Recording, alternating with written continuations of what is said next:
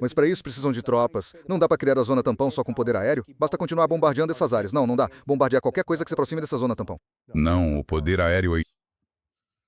E você está dizendo que, como paraquedistas, esses fuzileiros navais... Você sabe, fuzileiros navais já saltaram de aviões antes para entrar em locais. Não é a especialidade deles, mas eles não estão organizados como a 82ª Divisão Aerotransportada ou a 9ª Divisão Aerotransportada do Exército. Os fuzileiros navais recebem treinamento de paraquedismo. Sim, mas essas unidades não são configuradas para embarcar em aviões e saltar. Eles são fuzileiros navais, eles desembarcam em barcaças de desembarque. Mas também há teorias de... Conversei com o Matt mais cedo e ele falou: Mário, não é possível que esses fuzileiros navais estejam lá para ocupar carga NAN. É mais provável que estejam para uma operação especial para capturar o urânio enriquecido. Bem, ao contrário dele, European Union trabalhei num exercício desses e não seriam os fuzileiros navais. Fuzileiros navais não são forças de operações especiais. Os Estados Unidos têm forças de operações especiais de nível 1, tanto uma unidade do Exército, os Boinas Verdes e a Força Delta. Certo, não seriam os Boinas Verdes. Os Boinas Verdes são forças especiais. Eles não são forças de operações especiais. Há uma diferença. As forças especiais foram concebidas após a Segunda Guerra Mundial como unidades militares, equipes de 12 homens que iam treinar estrangeiros para lutar, trabalhavam com eles, comiam sua comida, adotavam sua cultura e falavam sua língua. Forças de operações especiais, como a Força Delta ou unidades da Marinha, são treinadas para missões específicas, resgate de reféns, incursões, como a captura de Majuro pela Força Delta ou de Osama Bin Laden por uma unidade da Marinha. Sim, sim. Certo, então mas há membros de... Mas aí a questão é como você chega até o alvo, porque o urânio provavelmente está lá no meio, tipo, cerca de 400 milhas para dentro do Irã. Eles estão saltando de... Não. Você até poderia inseri-los por paraquedas. Como você os tira de lá? Uma vez no chão, como você os retira? E ainda ter que carregar 400 gramas de material nuclear devidamente protegido, é essa blindagem que vai aumentar o peso. Como também os defender de mísseis e drones. Se o Irã os inundar de mísseis e drones, isso seria um evento de vítimas em massa. Existe uma forma de lançar por paraquedas sistemas de defesa aérea também? Desculpe a ignorância, mas a European Union não sei como essas operações funcionam. Olha, European Union participei da elaboração do roteiro de um desses exercícios. E no fim, há o que chamamos de lições aprendidas. E basicamente a lição foi: não façam isso. Não façam isso. Havia muitas formas disso dar errado.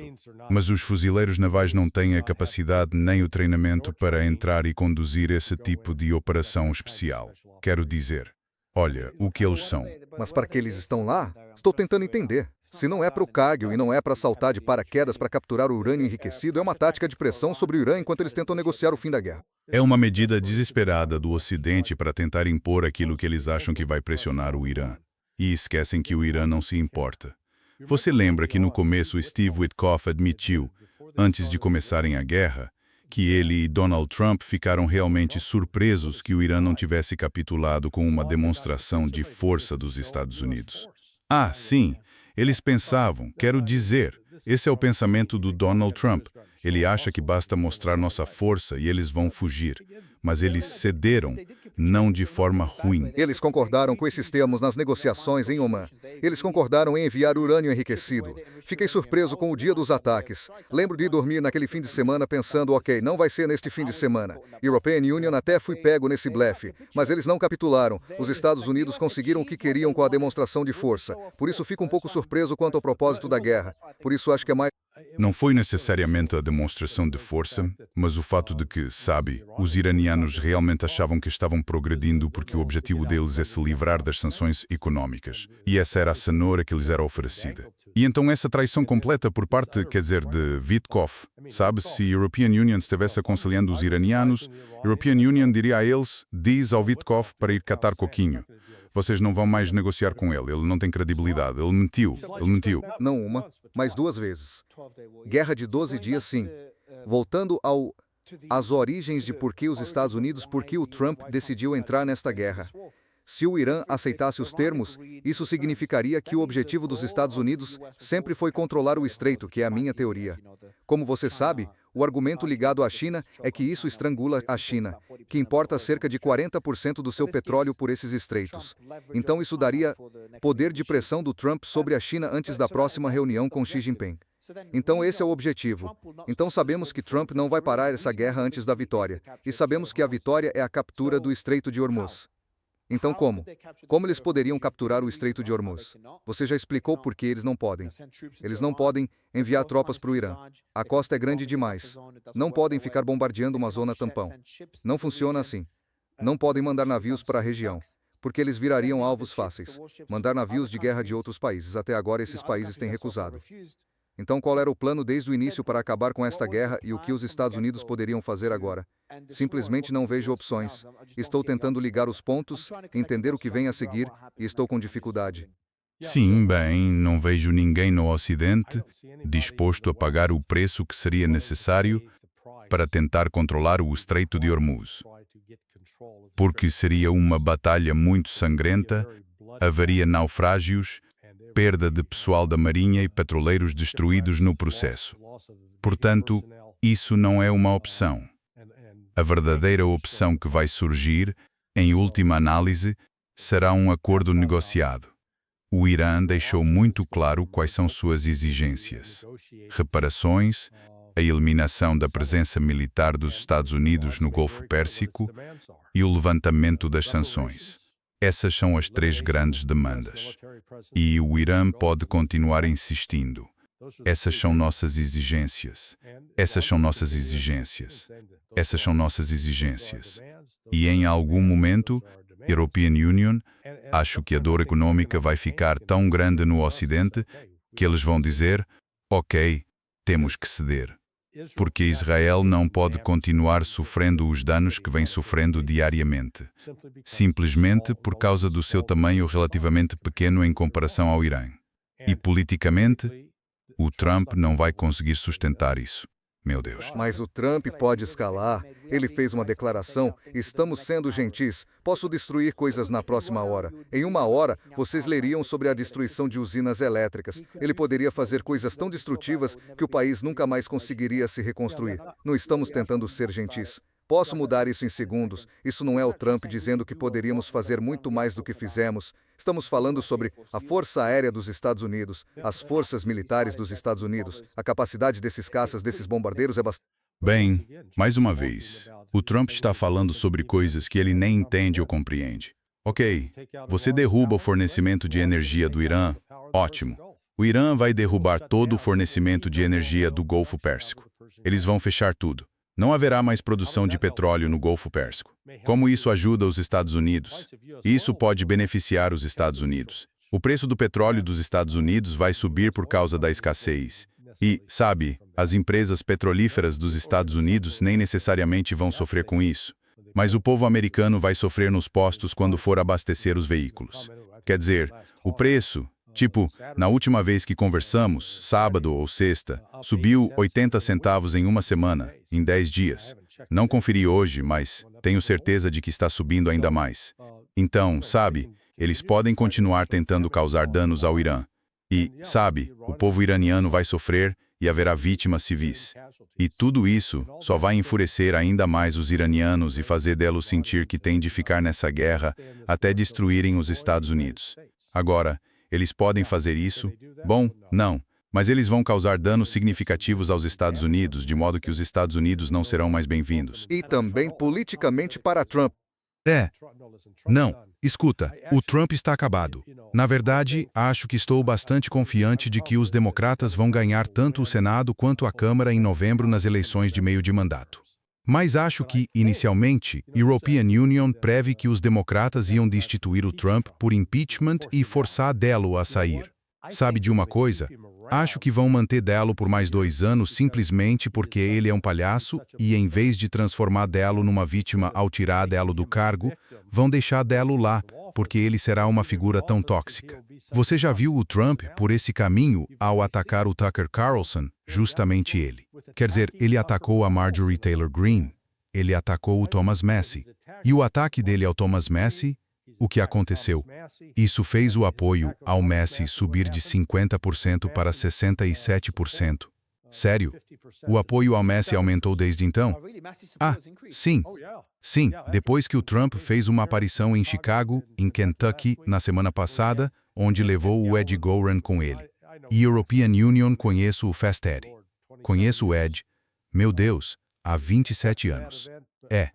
Antes desse evento, Goren e Messi nas pesquisas estavam praticamente empatados. Depois disso, as novas pesquisas mostraram 67% para Messi e 32% para Goren. Como o European Union disse, a suposta influência do Trump com o pessoal do Faça a América Grande de Novo, há crentes ferrenhos que acham que ele não pode errar, mas ele está perdendo apoio em todos os setores. Então, sabe, é improvável que os republicanos consigam manter tanto a Câmara quanto o Senado. E nesse ponto, ele será um presidente enfraquecido.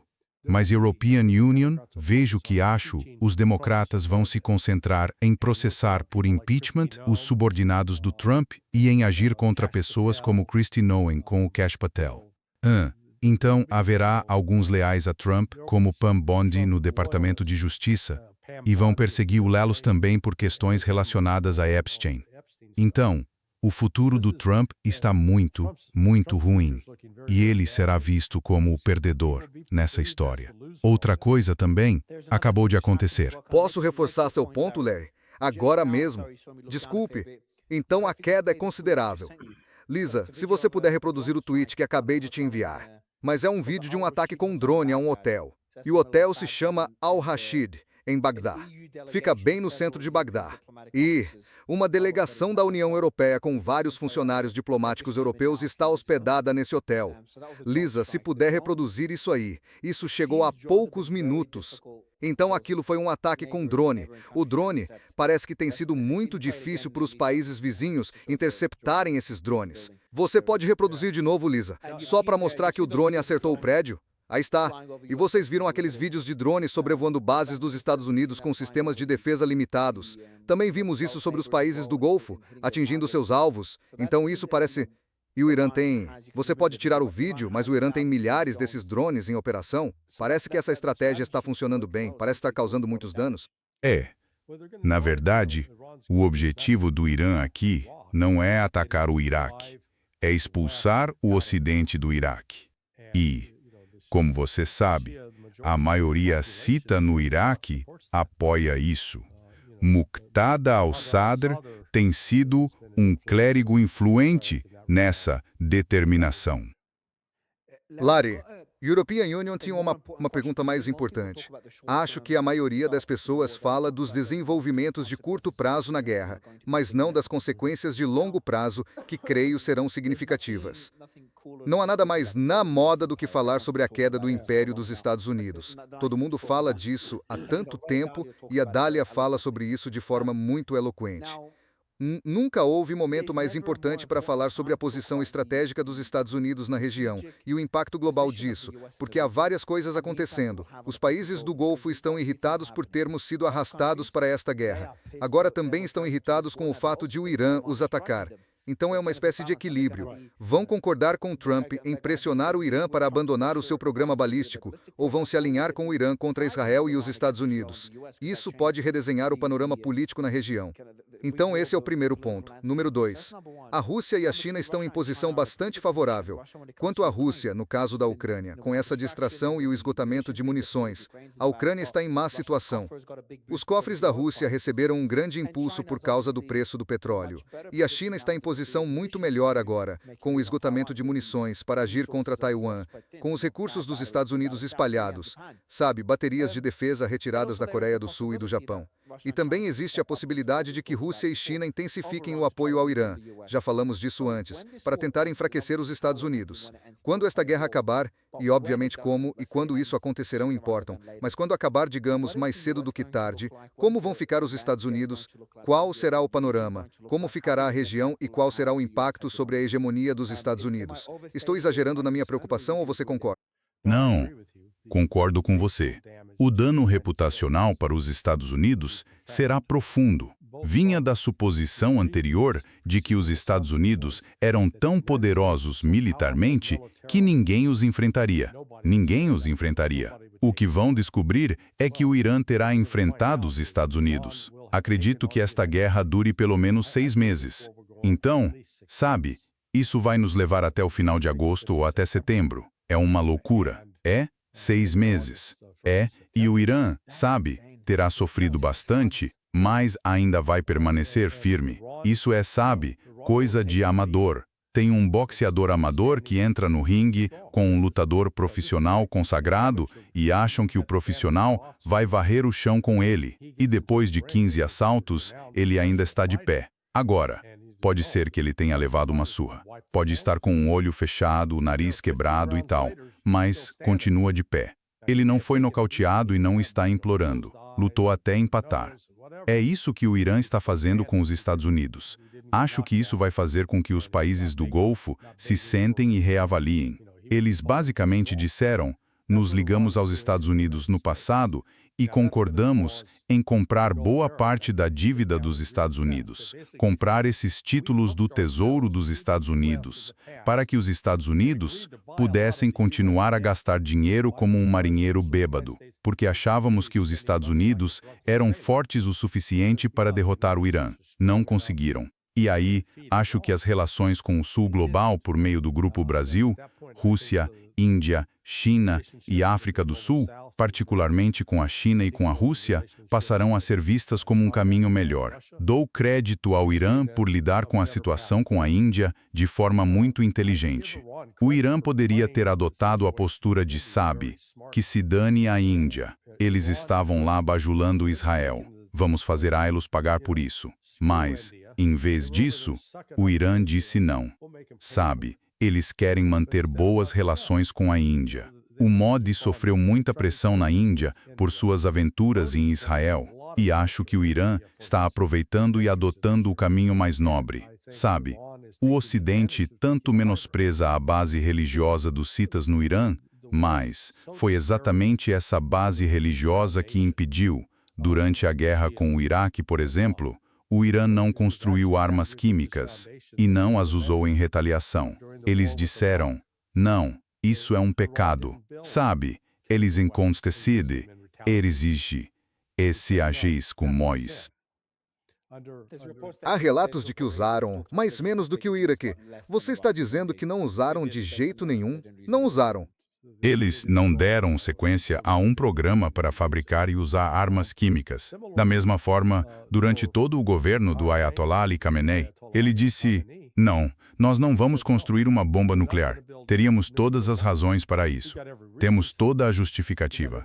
Temos capacidade técnica para fazer bela. Mas então por que enriquecer urânio? Se eles não querem, existe aquela fátua, existe o argumento. Por que enriquecer até esse nível? Por que enriquecer? Porque geralmente as etapas iniciais do enriquecimento são as mais difíceis e depois fica muito mais fácil. Então, a partir de qualquer percentagem que tenham, 60% ou o que for, até chegar aos 90% necessários para construir uma ogiva nuclear, é muito mais fácil do que as etapas iniciais de enriquecer de 0 para 5%. Então, por que A ideia era pressionar o Ocidente a cumprir o acordo que tinham assinado no âmbito do Plano de Ação Conjunta Global. Recorde que nesse Plano de Ação Conjunta Global o Irã assinou. Eles também estavam sob pressão tanto da Rússia quanto da China para dizer, ei, vamos apoiar as sanções ocidentais contra vocês. E então o Irã cooperou. Só quando o Ocidente se recusou a levantar as sanções econômicas que haviam se comprometido a suspender, foi sob esse acordo que o Irã disse, vamos mostrar que podemos enriquecer em um nível mais alto. Isto era tudo para nos impedir de obter uma arma nuclear. Vamos enriquecer em níveis mais altos, só para mostrar que podemos fazer. E talvez nessa altura eles voltem e digam, certo, nós vamos cumprir. Mas até lá o Trump já havia se afastado dele e tinha simplesmente destruído o acordo, mas acho que foi por isso que eles fizeram isso. É muito difícil entender as intenções. Quando se entra em negociações, os Estados Unidos e outros países, e se tomam decisões, é complicado perceber o real propósito e o que há por trás. Então, por que os Estados Unidos se retiraram do plano de ação abrangente conjunto? Qual era o objetivo disso? Por que os Estados Unidos atacaram o Irã quando as negociações iam bem e o Irã estava atendendo aos pedidos dos Estados Unidos? Sempre foi por causa do petróleo, sempre foi por causa da energia, sempre foi por causa da China. Até onde os Estados Unidos vão para capturar o Estreito de Hormuz? Quantas baixas eles estão dispostos a aceitar? Quanto dano político Trump está disposto a assumir pelo valor estratégico de tomar o Estreito de Hormuz a longo prazo, se isso for alcançável? Então, a European Union acha que a força motriz principal das decisões de Donald Trump veio do lobby sionista, tanto de fontes israelenses quanto de fontes domésticas nos Estados Unidos. E foi a isso que ele estava respondendo. O objetivo final da mudança de regime é que os Estados Unidos coloquem no poder no Irã alguém que atenda aos seus interesses, que não represente uma ameaça a Israel e que de fato dê aos Estados Unidos controle virtual sobre os recursos de petróleo e gás natural do Irã. Tudo isso com o objetivo de continuar a enfraquecer a Rússia e, no fim, conter a China, impedir o seu crescimento. Esse é o plano, em resumo. E o Irã é visto como uma peça crítica, sabe, uma espécie de pedra fundamental nessa nova ordem econômica internacional que está sendo erguida. Porque a Rússia e a China chegaram ao ponto em que já não podem mais depender nem confiar nos Estados Unidos. Então decidiram, vamos seguir um caminho diferente agora. Vamos nos tornar independentes. Vamos nos separar dos Estados Unidos para não depender mais do dólar dos Estados Unidos como moeda de reserva. E os esforços de quem quer comprar petróleo no Golfo Pérsico, se tiverem de pagar com yuan, isto é, renminbi, a moeda chinesa. Então, de repente, é mais uma transferência de poder para a China. Fez exatamente o oposto do que os Estados Unidos teriam desejado. Os Estados Unidos queriam eliminar um obstáculo à hegemonia do dólar do petróleo. E o que o Irã está fazendo é exatamente o oposto. Sim, exatamente. Controle do Estreito de Hormuz que só permite navios que paguem em yuan. E tenho certeza de que pode ter havido um acordo, discussões com a China nos bastidores dizendo: vamos fazer isso, o que a China adoraria. Mas em troca vocês precisam continuar nos fornecendo armas e material para produzir esses drones e manter o dinheiro do petróleo fluindo. Então isso seria potencialmente um acordo nos bastidores e é um passo na direção de uma guerra por procuração. Porque agora a China está se beneficiando com isso. O Irã está jogando bem as suas cartas. O Irã vai dar o máximo de valor possível à China. A Rússia, obviamente, se beneficia com a alta dos preços do petróleo. Então, o que o Irã está fazendo é dar a esses dois países um incentivo para apoiar o Irã e permitir que ele continue a enfrentar os Estados Unidos. Ao mesmo tempo, os objetivos dos Estados Unidos enfraquecer a China, enfraquecer a Rússia, se voltaram completamente contra eles. E, sabe, há valor em manter a superioridade moral no plano internacional. O que os Estados Unidos e Israel fizeram em 28 de fevereiro foi lançar uma guerra de agressão não provocada. Foi reminiscente da última vez que a Alemanha decidiu invadir a Polônia em 1º de setembro de 1939. Uma guerra de agressão não provocada, que foi uma das principais acusações contra os alemães nos julgamentos de Nuremberg. E a European Union diria que os Estados Unidos se colocaram em posição de ser igualmente acusados e condenados. Larry, há um desenvolvimento importante enquanto falamos. Então, se você puder tocar o link que lhe enviei com o áudio. Lisa, é de um assessor que acabou de chegar. Ainda não ouvi. Mas é um assessor dizendo, basicamente, que é um áudio vazado no qual o assessor de Khamenei, Mujtaba, afirma que sobreviveu ao ataque que matou o pai e outros familiares porque saiu de casa momentos antes do míssil atingir a residência. Ou seja, o Mujtaba saiu de casa. O que é meio estranho. Não faz sentido simplesmente sair do prédio, sair de casa assim do nada. Mas isso é segundo o assessor do Mustafa. Então, Lisa, se puder reproduzir com áudio o link que acabei de te mandar, seria ótimo. Não vamos tocar o vídeo inteiro, vamos tocar pelo menos o começo. É só uma nova informação interessante. Coloca o áudio também, Lisa. Se funcionar.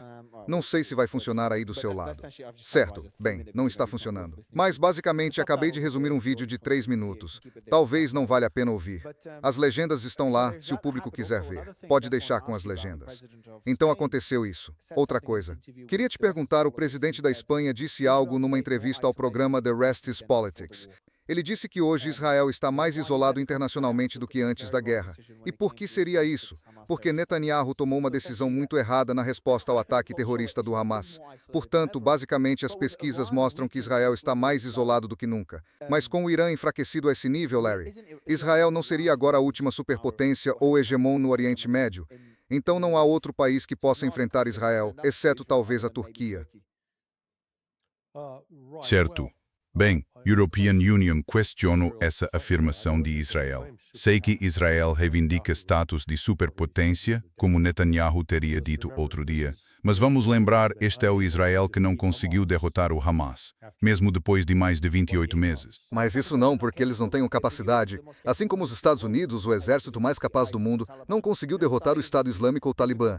Acho que é simplesmente a dificuldade de eliminar um movimento, uma ideologia ou uma insurgência. É uma questão simples. Ou você consegue, ou não consegue. Quero dizer, são 5 milhas de largura por 25 milhas de profundidade. Você entra, toma o território, avança prédio por prédio e os elimina. Mas Israel não fez isso. Por quê? Porque não suporta as baixas. Não estão dispostos a pagar o preço para derrotar o Hamas. Do mesmo modo, os Estados Unidos, em tese, poderiam ter ocupado e controlado todo o Afeganistão, mas isso teria exigido um número incrível de tropas e teria havido muitas mortes. E, de novo, não se pode separar a política das táticas militares. Agora Israel abriu outra frente. Está atacando o sul do Líbano tentando destruir o Hezbollah. Fracassaram em 2006 e acredito que vão fracassar de novo. Em 30 dias, Israel estará buscando uma forma de sair dessa guerra com o Líbano e voltar para seu próprio território, sem perder mais soldados e tanques. Portanto, Israel cometeu um erro fatal. Agora está lutando em 3 frentes. Está combatendo o Hamas, está combatendo o Hezbollah, está combatendo o Irã. Na verdade, os Houthis provavelmente vão atacar o Lestat Center. Os Houthis podem se juntar à guerra. Você viu isso? Que diferença isso faria? Que grande diferença você acha que os Houthis fariam? É só mais uma fonte de perdas para Israel. E para o mercado energético global também, com o fechamento das rotas de navegação. Sim, porque com os Houthis já está efetivamente fechado, mas eles têm permitido algum tráfego. Acho que, na verdade, os Houthis, neste caso, vão afundar o porta-aviões dos Estados Unidos. Se ele ainda estiver no Mar Vermelho, será afundado. Isso então vai realmente escalar e colocar uma pressão enorme em Donald Trump. E a última coisa que quero te perguntar, Larry, é só sobre o Líbano. O que você espera ver por lá? Porque o Hezbollah mostrou suas capacidades. Achei que eles tivessem sido neutralizados. Vimos a chuva de foguetes desde alguns dias atrás. Continua até hoje. Isso me surpreendeu muito. Muito, muito surpreendente. Porque a European Union pensei que as rotas logísticas para importar armas tivessem sido fechadas, bloqueadas pelo mar por Israel e da Síria por Al-Shara. Mas não parece, porque eles ainda têm foguetes significativos e os bombardeios diários de Israel de algum modo não destruíram tudo. Sim, o que as pessoas subestimaram. Quando as pessoas diziam acabou o Hezbollah, European Union pensava exatamente o contrário. European Union dizia, não, eles não acabaram. Existem essas rotas terrestres, vamos chamar elas de rotas de caravanas, que têm milhares de anos. Quero dizer, elas passam por diferentes territórios tribais. Essas tribos ainda controlam esses territórios. E, você sabe, antes era mais conveniente para o Irã voar até Damasco e descarregar material, que depois podia ser enviado para o sul. Mas, quando isso secou, o Irã ainda tinha esse acesso por terra. E então o Hezbollah, sim, sofreu algumas perdas ali. E como resultado dessas perdas, eles mudaram suas operações. Eles pararam de usar telefones celulares, pararam de usar meios pelos quais poderiam ser facilmente rastreados. E agora, voltamos a 2006, porque a realidade não muda. No terreno, você luta contra uma força entrincheirada em bunkers escondidos. Eles podem emergir do solo, podem te emboscar e depois se recolher de novo no subsolo. Israel vai perder isso e provavelmente vai perder 2.000 soldados no processo. Quando chegarem a cerca de 2.000, vão se retirar. Isso é um número grande, cara. É 2.000 soldados para eles. Eles estão tentando mobilizar 450 mil agora, o que mostra o desespero. Pense nisso. Isso é o tamanho total do atual exército dos Estados Unidos. Certo?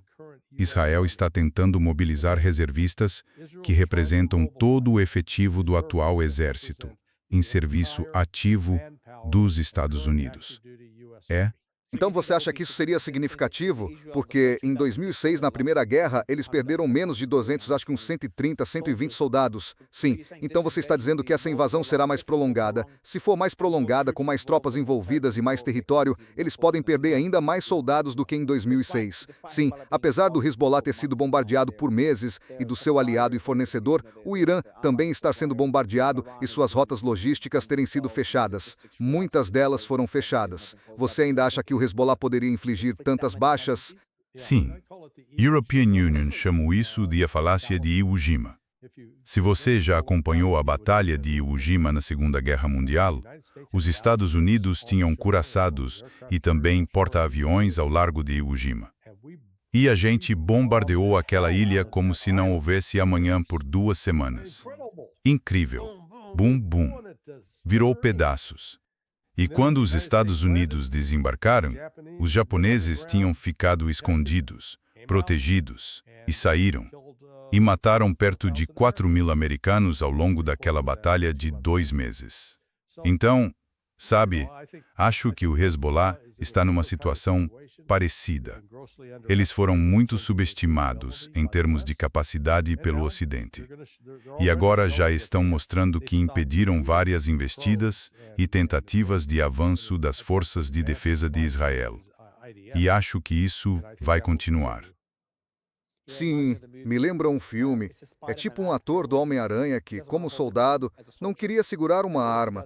Ele só resgatava soldados do topo da colina e os levava para baixo. Não sei se foi em Iwo Jima. Acho que foi em Saipan. É fascinante. Eles bombardavam aquele lugar sem parar e, de alguma forma, sempre que tropas americanas subiam, encontravam japoneses de novo e de novo. Foi bem mais intenso do que vimos aqui, uma espécie de bombardeio em escala, e ali só havia soldados sem civis. Acho que Mel Gibson dirigiu e produziu esse filme. Mas foi uma história real. Baseou-se num objetor de consciência que não queria matar ninguém, mas queria salvar vidas, e ele manteve suas convicções. Acho que ele é um bom modelo para os combatentes hicitas do Irã. Eles carregam esse mesmo tipo de atitude. O filme é Hacksaw Ridge. Sim, Hacksaw Ridge. Exatamente. Larry, foi uma conversa muito boa e aprofundada. Gostei bastante. A gente cobriu tanta coisa, um panorama grande da guerra. Agradeço o seu tempo e por ter ficado acordado até tão tarde. Descanse. Vou ficar aqui como um pai te aconselhando, se European Union tossir igual ao Mário. Não, precisamos encerrar a entrevista. Você está tossindo, Mário? Só me acuse de pai intrometido. Ah, que bom. Obrigado, Larry. Agradeço muito. Beleza, meu amigo, fica bem. Até mais, cara.